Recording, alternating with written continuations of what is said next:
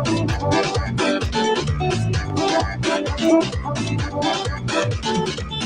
a taste, take a taste. Take a taste, take a taste. Take a taste, take a taste. Take a taste, take a taste.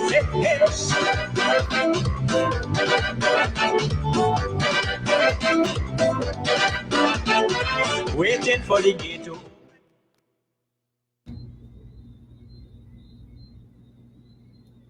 Good evening to all at home and wherever you're watching or listening tonight. Thank you for joining me to discuss politics.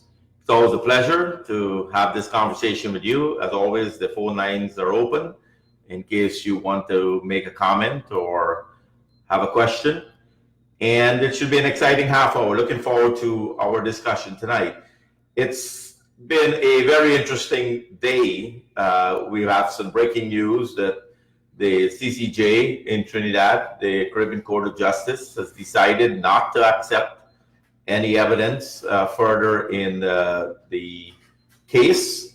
And we're looking forward to their decision on June 18th. And it is very well noted that the Attorney General have tried his best to disrupt the court proceedings and delay the decision by attempting to submit some evidence that really didn't make sense. And we've got the ruling today that says no new evidence would be allowed. They've made their decision and they would let us know on June 18th.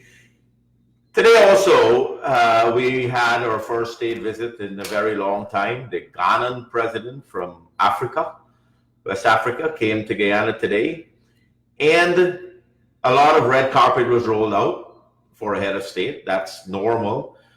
But very interesting enough, in the last week or so since the announcement, so you find a lot of money being spent in cleaning up the city. Lots of money, millions and millions of dollars suddenly appear from our national budget to clean the city up. And a lot of us wonder where that money came from. It reminds me, and this is a little funny, I was sitting on the airplane with President David Granger some time back, and I was having a conversation with him about why Guyana has not moved forward under his administration. And my explanation to him in the conversation, he was talking to me very cordially. I said to him that, Minister Jordan is a great accountant. He knows how to tax us, $80 billion more in taxes every year. License fees have gone up from $12,000 to $65,000 if you're selling out there. Miners' fees have gone up. He knows how to tax us. He's an accountant, likes to have a lot of money in his back pocket. That's why when the president announced a state visit, he's able to find money to do work out there. But when you want development and you want creation of new money and building a country and expanding a nation resources, you hire the economists. And I mentioned to him, you hire a guy like Barra Jagdeo. And the president turned his face, walked through the window and stopped talking to me. The difference between an accountant that it only knows how to take her money, doesn't know how to invest and spend, versus an economist that looks at taking risks and putting ideas in place and creation of new jobs and opportunities. That is the difference between the PPP administration and the PNC administration. The Ghanan president today also praised President Granger's leadership. And I'm looking around wondering, what is he praising? When you have 30,000 people out of jobs, closing the sugar industry, and then suddenly, so in this last week, the president showed up to some of the sugar plants and looked like, wait a minute, we're working towards retooling. It was shocking. He closed it, fired 7,000 to 11,000 workers total, 30,000 completely out of work, and showed up like nothing happened. And that can be praised of leadership. So you have one president visiting Guyana from Ghana, who was just elected in 2017. If you look at the blackouts, for example, today we had power outages in Guyana most of the day. In Ghana, if you just look back in the last couple months, 2019, they have some of the worst power outages in West Africa. And you have one leader of West Africa coming to tell a leader in South America and praising each other leadership when both of them have failed their nations. And then they signed an agreement for oil, for working together with the oil industry. You can't have two incompetent leaders coming together and trying to develop our nation. We've got to look forward to a better future. We've got to take a taste of where and what we want to do in Ghana, where we are moving forward. And that is going to be the significant difference as you debate in your homes and in your private conversation, the public discourse around the country over the next couple of months as we move into election. Those are key subjects for you to really get a handle of. Leadership. What do you credit Granger administration, Granger himself, in terms of leadership? If you fail the economy, if your people is out of work, your infrastructure is suffering, the power outages are affecting our daily lives at a tremendous stage in things that we do. I was lecturing in the University of Guyana yesterday, first day of class and the business policy and strategy, and boom, I had to end class at 6 o'clock, supposed to go till 8, because there was blackout the night before the state visit of a foreign leader. All day today, roads were blocked. Foreign leader got a good opportunity to see lights in every one of the government buildings or where he went. Had he driven by our homes, he would have seen no power. Yet they praised each other for leadership. That is a sign of weak leadership by itself. In the run-up to 2015, in 2019, earlier this year, Amalia Falls would have come on board, producing 150 megawatts of power. And with that production of power, it would have eased the generators that GPL is running right now. It would have put them in reserves. We would have a new source of energy, cheaper energy, and that would have been on board this year, earlier this year. The president said, or one of his administrators said this week, that they are now looking at bringing on the wind farm. That would give us 15, maybe 10 to 15 megawatts of power, compared to 150 megawatts of power, which would be sufficient for current Guyana needs, with the ability to expand as we move further. Sugar, for example, was producing megawatts of power for the Berbice, bringing it to the grid across the country. All those things were wiped out with the closure of the sugar estate. Yet, two leaders signed an agreement today for energy, working with each other, and both of them have failed their nations. And as we go forward into the election cycle, I want us to critically look at the elements of leadership. Saying President Granger is a good man and he's a God-fearing man and all the things we see now in the propaganda media is going to not solve your problem today with the businesses that didn't have electricity to serve their customers today. I went to the Ruba's gas station on Vicingen Road today, pulled up for gas, and they said it's blackout. Their generators weren't working. And the lady pump attendant said, "Sorry, sir, we have problems. We can't deliver on your gas because there's no electricity." And I looked at her and says, "Well, how am I going to drive? I have no gas." And so the cycle of the inefficiencies of this current government puts into perspective the decision we're faced with going forward. Imagine 150 megawatts of new power would have come this year. How would that have changed your life? Those are all the things that we have to pay attention to. And for the president to give the Ghanaian leader the highest order award from our country for a president that was just elected, have done nothing for the world market, basically have not done anything significant things for his country as yet. Maybe he will over time. He has done nothing for Guyana. There's no relationship with Guyana. They have not helped us in any significant way over the last 40 years, 5 years. Yet you come to our nation and you get the highest award for what? Incompetence? One incompetent leader giving another incompetent leader an award, and each other praising each other for leadership. Yet they found money.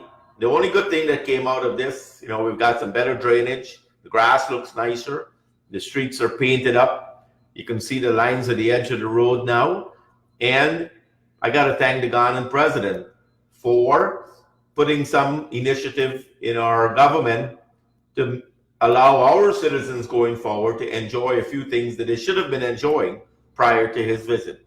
I'll move off from that. I wish him well. I hope that in the future that we can work with the Ghanaian people. I've been to Ghana. It's a beautiful country, beautiful people.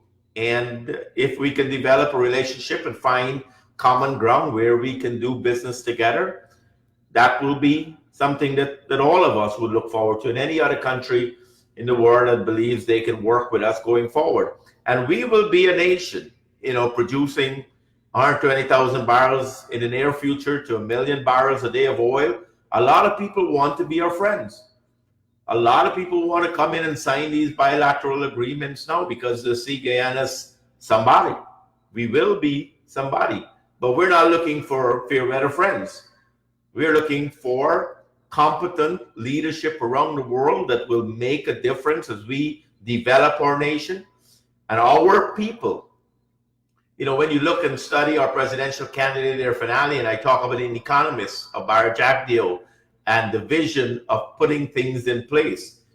When you hear Mr. Ali in his speeches and in his write-ups and in our manifesto that will be published, speak about the future.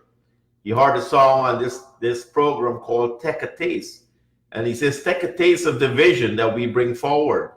And you think of plantation agriculture, for example, one of the future expansion of our sectors in our nation, not just oil and gas. Think of plantation agriculture in our savannas. You're going from 600 tons of rice, whatever we have right now, to 3 million tons of rice and soya, both for local market and export. Plantation agriculture, expansion of our goods and services. That is taking a taste of the vision of the future, is developing our current sectors or future sectors, expansion. The other one is technology. We believe we have to rapidly improve our technology infrastructure, and we have to expand those services into back office processing, into more call centers, into expansion of medical technology. That's another sector we plan to really expand and develop rapidly. This government talks about technology, yet they look at you, it says, you can use your data, but guess what? We've put VAT on your data. We're going to tax you for using technology. That is backwards, people, backwards. You want us to develop our information gathering, our research ability, create new products, expand our technological aspects of our business. Yet you're going to look at us and say, I'm going to tax you if you do it. And the more you spend on data, the more I will tax you. The great accountant, Mr. Jordan, thinks he is taking your money. As I mentioned, for license fees, if you're selling out there 12,000 to 60, 65,000, you went up from 2015 to now per year. That is hurting our small businesses. And small businesses is what helps drive a growing economy. The more money we put in the economy, the more money that is turned over, that is what grows our economy. The economist of an finale, about to get his PhD, by the way, and coming into a nation that is about to pivot itself. When you look at where we want to be, where we will be, What we need is real leadership. We don't want somebody just on their knees praying for things to be better. God believes that we have to practically get up and do the work. President Granger could be all what he wants to be, and his people can tell you that he's a good person, but he is a poor leader. When people are out of work, when the economy is stagnated, when the tax system is burdensome, that is poor leadership.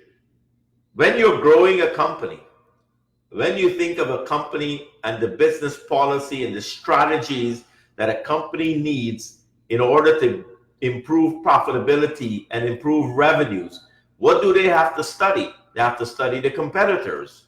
They have to study their markets. They have to study their current product lines. They have to look at the future product lines. They have to look at their customers. Is there a changing market? There's no difference in our country.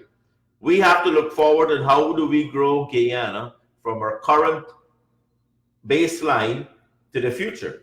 As we move into this oil and gas industry, we can have a lot more state visitors coming into our country wanting to sign agreements. But we don't want all these people coming in to sign energy agreements with us. As I mentioned, plantation agriculture, as we move from the 600 tons to millions of tons of goods, soya and rice. Look at expansion of our sugar industry, reopening our sugar industry, diversifying the sugar industry. We look at improving and increasing technology. We want leaders to come in and businesses to come in and says, okay, we will help you get there. Not coming looking for oil and gas. We need to ensure that we benefit from the oil and gas. And I want to mention again, I'll open the phone lines. If you do want to call, feel free to make a call. I'll try to make sure I pay attention to the calls as they come in. So leadership is producing. Leadership is not a week before Ghanaian president comes in the country, you're running around, weeding the grass, digging the drains, painting the roadway, closing off key traffic today. That is not leadership. Those things should have been done. A good leader would have had their country looking spick and span. Anytime a visitor comes in our country, it should say, wow. Leadership is about creating new opportunities, expanding our current markets, looking at what those pillars of improvement will be. What are those pillars? We've got multiple sectors in our nation, and you will be very excited as we release the plans for the next 5 years under a new PPP leadership, new leadership under our presidential candidate, Irfan Ali, surrounded by some excellent advisors. We've got Dr. Jagdeo, who is, as you know, is probably one of the best economists in the region. He understands the environment what we live in. He's able to advise and create some opportunities that the research and development phase is done. How do we put those plans in place? And when you've got a young and exciting leader such as Irfan Ali taking the hem of our nation and putting these new components together that will drive leadership change in every sector of our economy, what is the benefit of that? Is each of us will benefit. If you're not taxed on your data tomorrow, that's more money in your pocket. If you're not taxed on your license fees that you're paying, that's more money in your pocket. If the $88 billion is reduced, that's more money in your pocket. What do you do with more money in your pocket? You will spend it most likely. You will save some. You would build a new house. You buy a car. You'll open a new business, expand your current services, looking for new customers, spend some money in marketing, and that will give you some new opportunities. Sorry about that. that will give you new opportunities to create new revenues. As I talked about, business policy and strategy is about creating new opportunities. Good evening. Can I help you? Good evening, Mr. Peter. Good evening. How are you this afternoon? Good. Good. I could see that because after listening to your program, we have learned so many things about our country. But you've heard just now that you said about how much money spent in cleaning up the city. But is living an example for today. Walking in the city, sewage water running over in the market where the people is selling food. And they cannot stop. They say whenever they complain, the stand gets closed down 1 or 2 weeks. You can't stop and they're losing business because who would want to go there to sit to eat or buy the food from them? I agree. I was in Border Market yesterday. I like to go and give my money to some of the meat dealers there in Border Market. I believe there's very good meat. I don't know why a lot of us don't spend more money on them, but you're right. The water and the environment needed improvement, and I agree with you. This is in Starbucks Market where every day people go passing and shopping to purchase food or start to go to work, and every morning they keep complaining about this thing. Yes, thank you very much. Appreciate it. And we shouldn't. I'm sure the state visit drove on 4 roads today. The most 4 or 5 roads. No way they will really see around the places that we have to go every day, traverse every day. Goes back to poor leadership. Poor, incompetent leadership under the Granger administration. Very poor leadership. I was at a function this last week with the president. He came in, he made there maybe 200 people at the British High Commission House, the Queen's birthday. President came in, made a speech, couple minutes. He stood at the desk or at the podium, and he never once looked into the eyes of the audience. He was looking above them. Finished his speech, made some horrible remarks in my mind at the British, and packed up and walked out. Did not shake a single hand. Did not interact with the crowd. What made the president so elite? When David Granger was opposition leader, or when he was a magazine editor, he ran around the country, walking, shaking everybody's hands, trying to get money for his magazine. Today, he drives around with 6, 7 cars. Elite as elite can be. We don't want a president that is elite where he loses focus. He has lost touch with the people of our nation. That eliteness is not what Guyana needs. Guyana needs an exciting president for our next phase in life. We need an exciting team. We need to be looking forward to how do we move our nation going forward. And I tell you, take a taste of the vision of Irfan and his team. We're about to expand. We're about to grow. We're about to develop a nation that will benefit every one of us, regardless of our color of our skin, the texture of our hair, where we live. Region 10 to Region 6 to Region 2 to Region 1. All of the regions, every sector is matched to a region. And if you're living in a region such as the savannas, and I talk about plantation agriculture, you're living in a region that can move into the manufacturing sector. You're living in a region that the oil and gas support services will be expanded. Those are all areas where we can benefit from. Yes, hello. Good night, Bud. Good night. I heard you just talk about Border Market. You see, you went to Border Market recently. Right? When you go there, when you look at them, people them brains, people selling their things for $100 and 5 balaji for $100. You feel pity for them. I agree. I tell you, I went to buy my meat there because it is reasonable. But if I go to Survival or one of the supermarkets, I bought 2 days ago. I'll give you a quick example. I went into the Survival supermarket and bought 2 pieces of breast for close to $1,000. I went into Border Market, get an entire chicken for $500 or $600. Fascinating. Same chicken. It's really, really highly, because they're working so hard, their life off. That's they get we get no thing for that. I agree. Appreciate it. And where that's an example of, again, my program focusing on leadership today with the president lack of leadership for a country.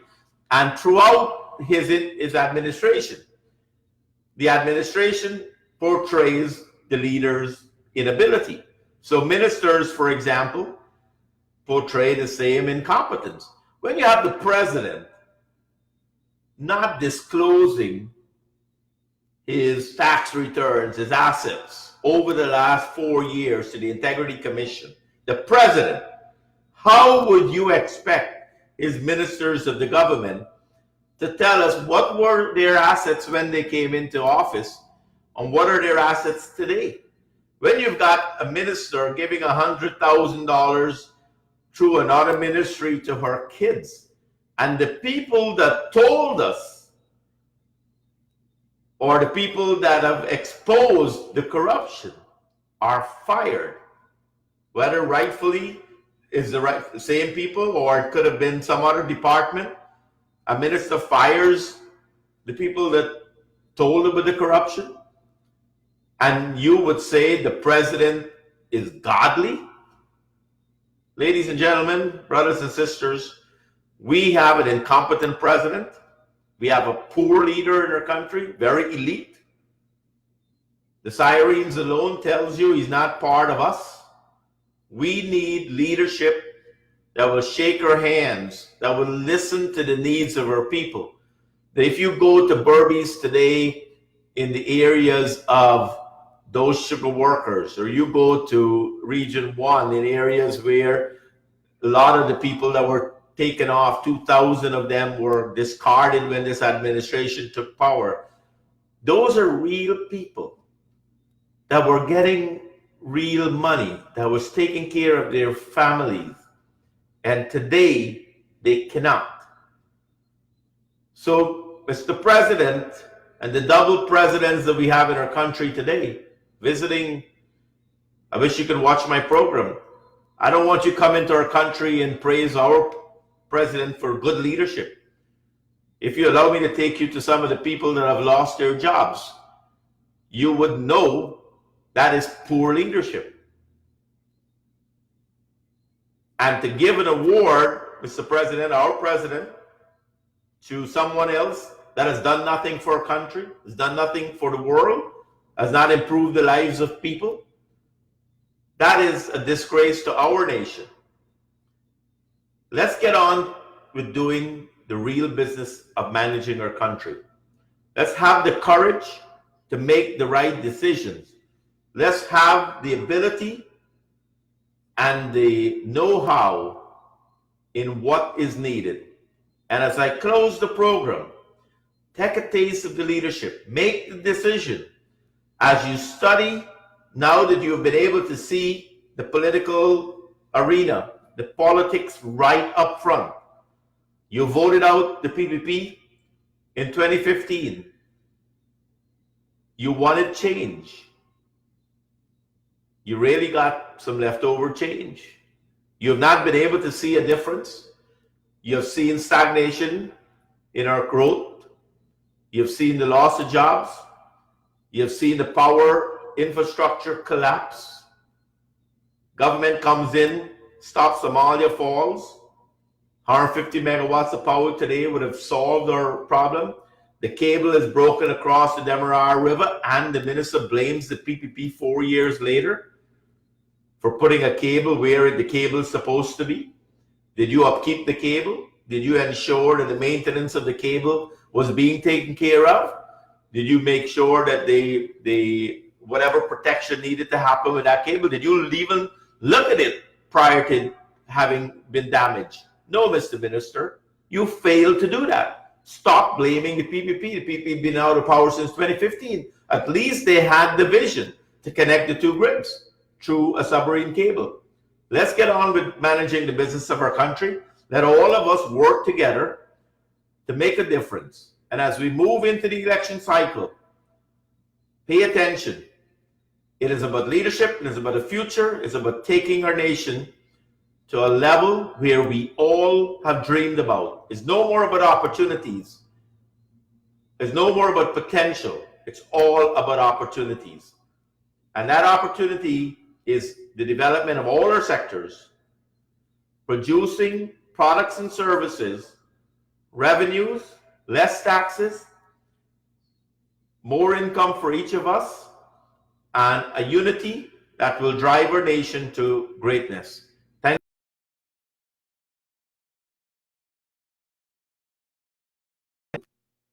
you.